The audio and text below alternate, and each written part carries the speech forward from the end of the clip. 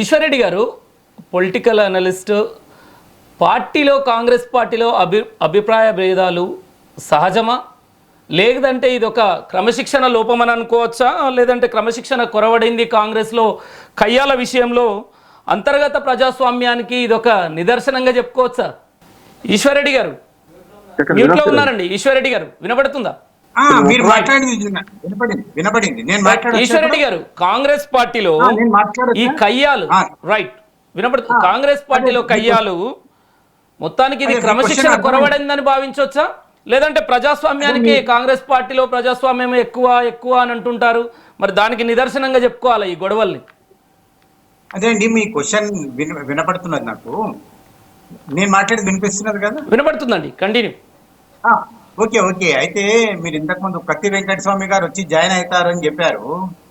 అయితే కత్తి వెంకటస్వామి గారికి కూడా ఈ మధ్య నోటీస్ ఇవ్వడం జరిగింది. ఆయన రిప్లై ఇచ్చిన తర్వాత మళ్ళీ వాళ్ళు పాజిటివ్ గా సరే అని వదిలేసారు.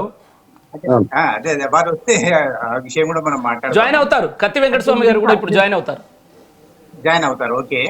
అయితే ఇంకా మీరు పాలకుర్తి ఇష్యూ కూడా మీరు మర్చిపోయారు. ఇంకా ఇంట్రడక్షన్ పాలకుర్తి, ఎల్బీ నగరు, చేవల్ల, పటాన్ చెరువు చాలా ఉన్నాయి అన్ని. అయితే ఎందుకు ఇలా వస్తుంది అంటే మెయిన్ గా రూలింగ్ పార్టీలో ఉన్నప్పుడే ఈ కాంపిటీషన్ ఎక్కువగా ఉంటుంది కాంగ్రెస్ పార్టీలో. మిగతా సమయంలో అందరు చలబడతారు. ఇక రూలింగ్ లో ఉన్నాం కాబట్టి అందరూ పోటీ పడుతుంటారు. ఇంకా రెండో అంశం ఏంటంటే కాంగ్రెస్ లో ఈ సంస్కృతి అనేది సహజమే, ఎప్పుడైనా వస్తుంటది. తర్వాత మళ్ళీ ఎలక్షన్ సమయంలో కలుస్తుంటాము అని చెప్పి నిన్న జగ్గారెడ్డి గారు కూడా చెప్పారు. నేను దాదాపు 40 సంవత్సరాలను చూస్తున్నా. ఇవాళ నాట్ ఓన్లీ ఈ నాగరాజు కాన్స్టిట్యూన్సీ కాకుండా మొదటి నుంచి కూడా రాజశేఖర రెడ్డి గారి పీరియడ్ లో కానీ చాలా హేమాయమీల కూడా మధ్యలో కూడా చాలా మందికి పడలేదు. ఒకరికొకరు అంటే పడకుండా చాలా సంవత్సరాలు ఇదైంది. అయితే ఇప్పుడు మీనాక్షి నటరాజన్ గారు చాలా ఇనిషియేట్ చేసి ఆమె ఎక్కడ ఏ రాష్ట్రానికి ఆమె ఇన్ఛార్జిగా ఉన్నా కానీ ఆమె ఇట్లాంటివన్నీ సర్ది చెప్పి పార్టీని ముందుకు తీసుకెళ్లేందుకు ప్రయత్నిస్తుంటారు. గతంలో ఆమె వేరే స్టేట్ లో ఉన్నప్పుడు కూడా అదేవిధంగా ప్రయత్నం చేశారు. ఇప్పుడు కూడా ప్రయత్నం చేస్తున్నారు, శక్తి వంచన లేకుండా ప్రయత్నం చేస్తున్నారు. కానీ మితిమీరినాయి కదా గొడవలు, విభేదాలు మితిమీరినాయి. అడ్డుకునే పరిస్థితి కూడా లేని పరిస్థితి, అదుపులో పెట్టే పరిస్థితి లేదు. అదే అదే వస్తున్నా అక్కడికి. ఇప్పుడు ఇంతకుముందు రామ్మోహన్ గారు చెప్పారు, కడియం శ్రీహరి గారు తర్వాత కొండా సురేఖ గారి మధ్య వివాదం గురించి కూడా చెప్పారు. అయితే వీళ్ళకు ఈ పర్టికులర్ జిల్లాలో చాలా కాలం నుంచి వీళ్ళిద్దరికి పడట్లేదు. ఎందుకు అంటే మిక్స్డ్ కాంగ్రెస్ అయింది. కాంగ్రెస్ పార్టీలో మొదటి నుంచి కూడా ఉన్న వాళ్ళకి, మధ్యలో వచ్చి జాయిన్ అవుతున్న వాళ్ళకి ఈ మిక్స్డ్ కాంగ్రెస్ లో అడ్జస్ట్మెంట్ కాలేకపోతున్నారు. తర్వాత రెండో అంశం ఏంటంటే కడియం శ్రీహరి గారు ఈ మధ్య దేవాదాయ శాఖ కార్యాలయానికి వెళ్ళి ఒక రివ్యూ మీటింగ్ పెట్టారు. సమీక్షా సమావేశము, జిల్లాలో ఏ విధంగా జరుగుతున్నది, దేవాలయాల పరిస్థితి ఏమిటి అని. ఓకే, ఆయన మాజీ మంత్రి కాబట్టి ఆ విధంగా చేయడానికి లేదు, ఇప్పుడు సిట్టింగ్ ఎమ్మెల్యే. బట్ ఆయనకున్న కాన్స్టిట్యూషనల్ పవర్స్ ప్రకారము ఒక ఎమ్మెల్యే ఒక కార్యాలయానికి వెళ్ళి రివ్యూ చేయడానికి వీల్లేదు. ఒక కార్యాలయానికి వెళ్ళొచ్చు, ఆయన రిప్రజెంటేషన్ ఇవ్వచ్చు, కానీ ఆయన రివ్యూ చేయడానికి వీల్లేదు.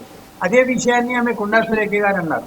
నేను నా దారిలో నేను ఉంటే మధ్యలో ఈయన వచ్చేసి నా పోర్ట్ఫోలియోలో వచ్చి ఆయన రివ్యూ చేయడం ఏంటి అని చెప్పి ఆమె క్వశ్చన్ చేశారు. ఆమె క్వశ్చన్ చేయడంలో ఒక మీనింగ్ఫుల్ రీజన్ ఉంది.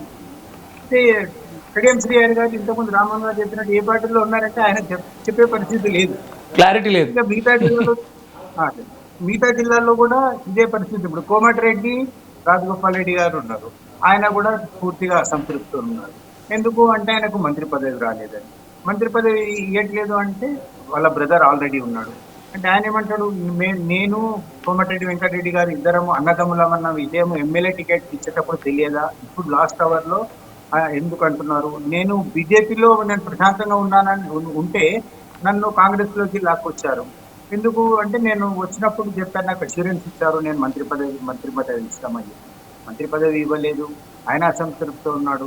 ఈ విధంగా చూస్తే దాదాపు అన్ని జిల్లాల్లో, అన్ని కాన్స్టిట్యూన్సీస్ లో, మెజార్టీ కాన్స్టిట్యూన్సీస్ లో ఇదే ప్రభావం. కాకపోతే రామన్ గారు చెప్పినట్టు ఒకటి ఏముందంటే ఇట్లాంటివి జరుగుతుంటాయి, కానీ కరెక్ట్ గా ఎన్నికల సమయంలో అందరం ఏకమవుతారు. హనుమంతరావు గారు కూడా పదే చెప్తుంటారు, ఈ పంచాయతీలన్నీ మామూలే రాబాయి, మేమంతా మళ్ళీ ఎలక్షన్ టైంకి మళ్ళీ కలిసి ఉంటామని చెప్పి అంటే ఆ, ఈశ్వరెడ్డి గారు నేను ఏమంటున్నాను, కాంగ్రెస్ అంతర్గత విభేదాలు కావచ్చు, బహిర్గతం కావచ్చు, ఏదైనా ప్రభుత్వ పనితీరుపైన ప్రభుత్వం ప్రభావం చూపే అవకాశం ఉంది, ప్రజల్లో కూడా చులకనయ్యే అవకాశం లేదంటారా? ఆ, ఉంది.